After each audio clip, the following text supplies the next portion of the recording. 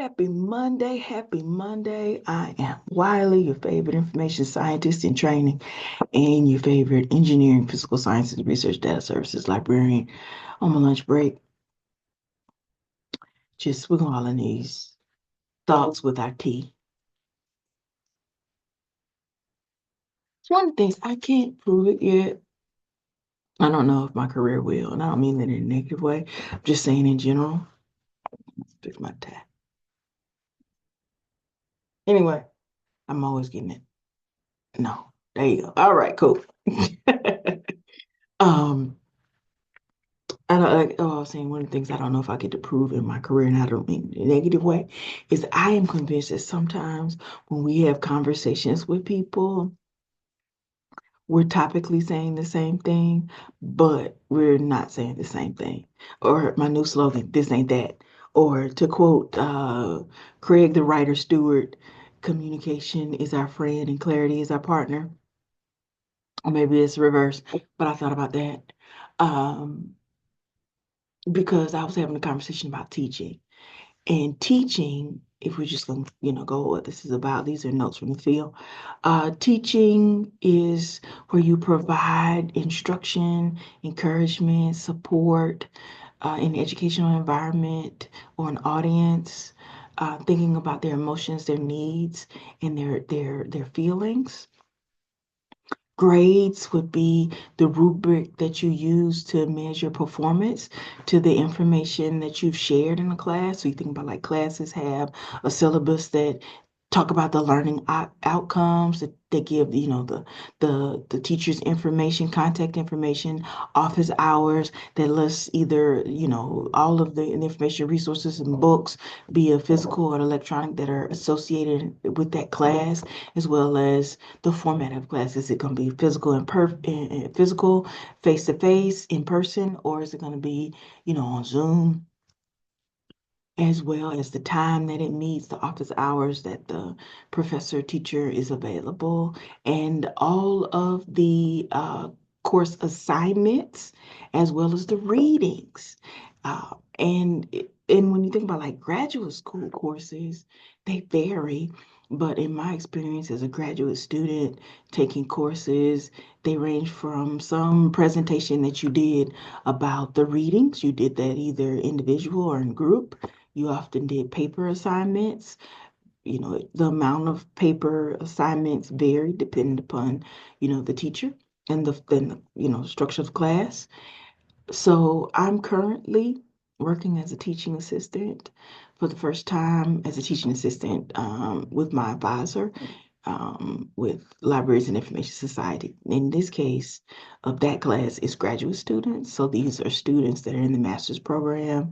Many of them, many of them hope to become a librarian, or some of them are already working in library support at public uh, libraries or archives, or some of them are doing work as far as like learning support type or media. So their work experience already varies. But this class is about libraries and information society. And you think about like when you're grading their assignments, they have presentations in this class. They're going to do an infographic and they're going to do a group assignment. So they're individuals and group assignments in this class.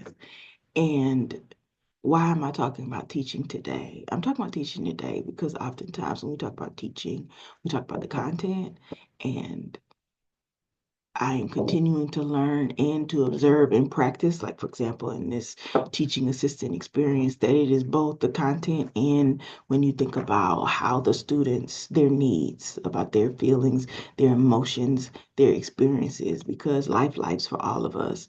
And how do you show care and create a supportive environment, either physically, face to face, or in an online environment?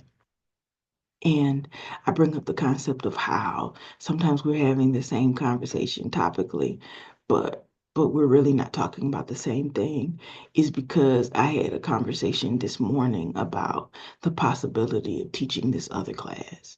This class will be undergraduate. students, and it's about mapping inequalities. That person got my name because they were looking for somebody that teaches critical theory, and someone had recommended me.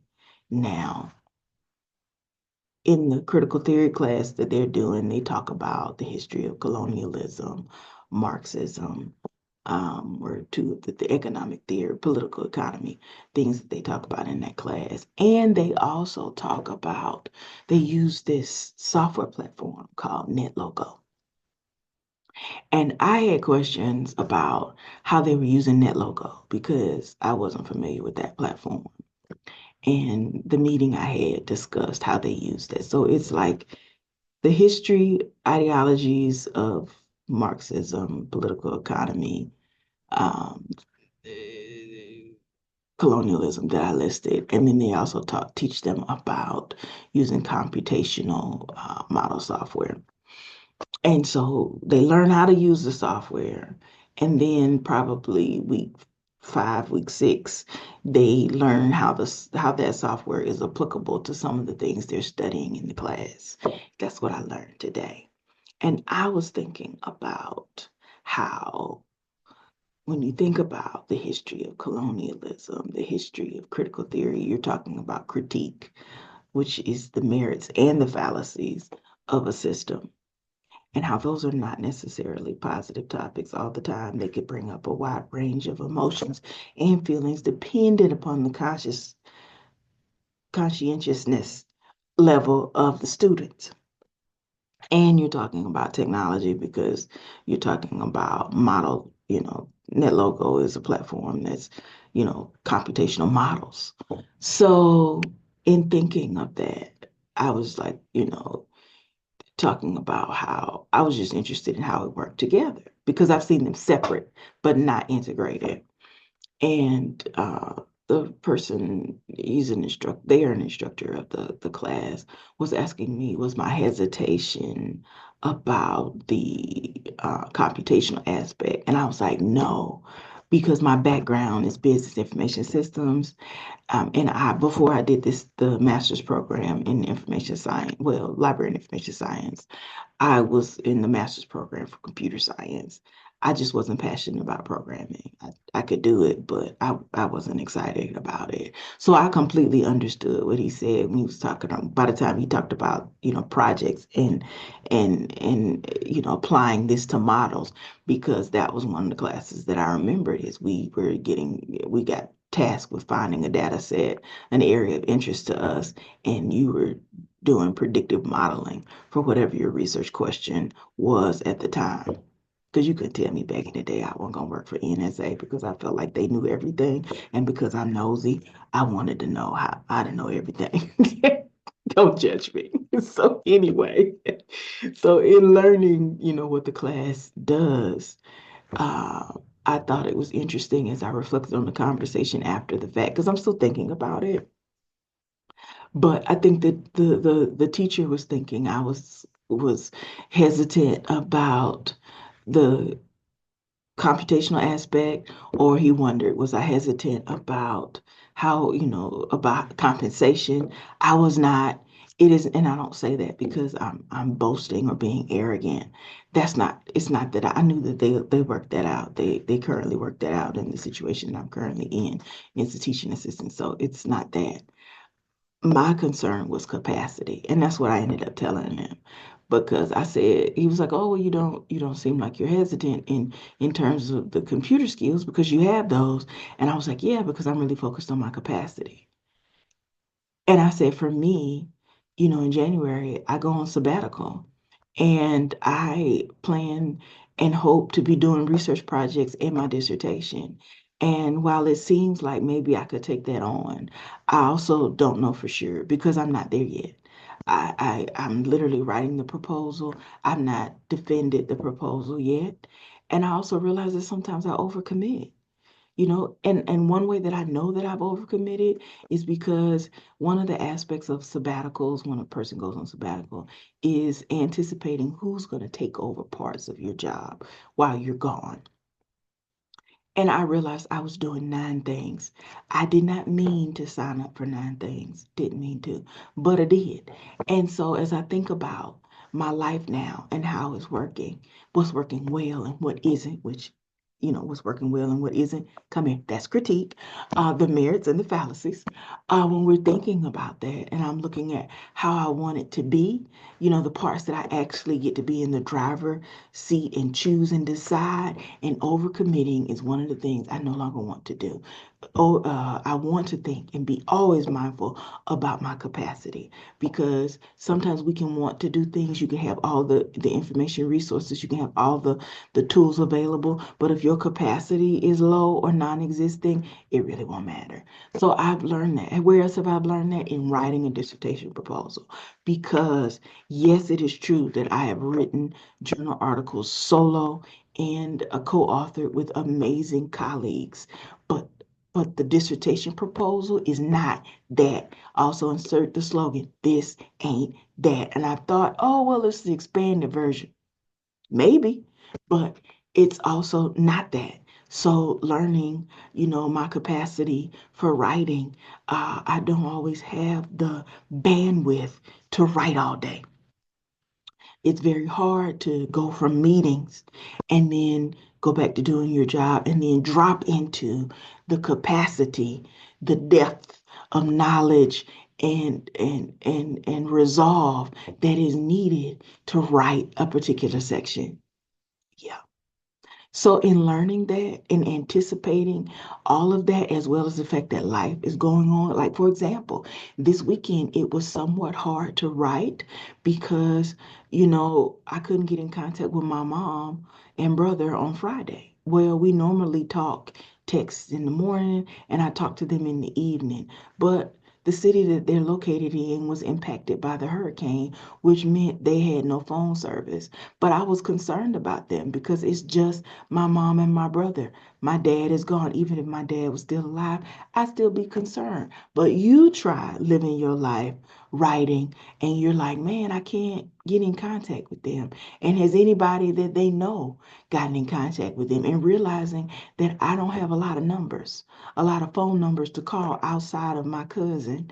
And then I have my aunt and uncle's house phone. But again, I can't contact them because the power is out. And also, my aunt is facing memory issues. So even if I did call her, the person that would have been there several years ago to answer to say, oh, I'm gonna send my husband, your Uncle Charles over there to go see them is not with us. But you try writing because it's still due. And I'm not saying that my committee would not be understanding, would not, get it.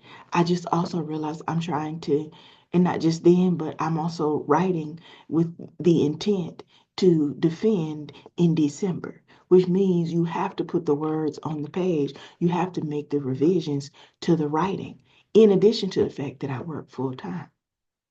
So realizing how all of those things, and I'm taking a class, and I'm teaching a teaching assistant. So thinking about how all of those things relate to your schedule, and you also have to take care of you, and I also have a spouse.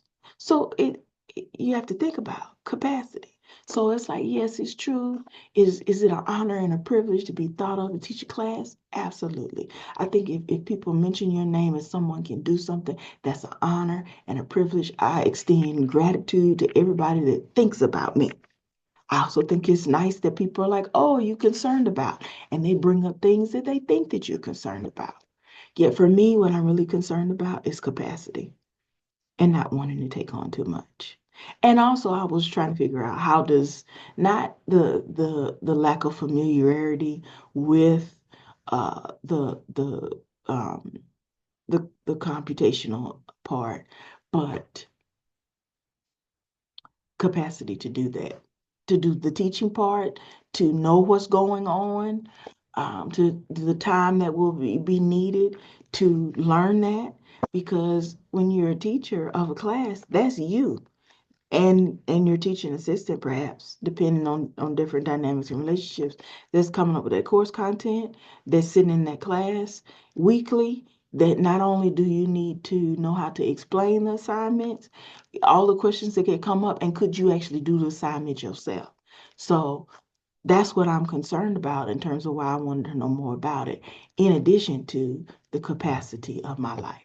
So those are just tips, things that I was thinking about today, and thinking about how do you do all those things and create a nurture and a supportive environment for people. Because for me, where I'm at now is I'm not just interested in pressing forward and pushing through. I don't have that ability to do that anymore. I just don't. I don't have that.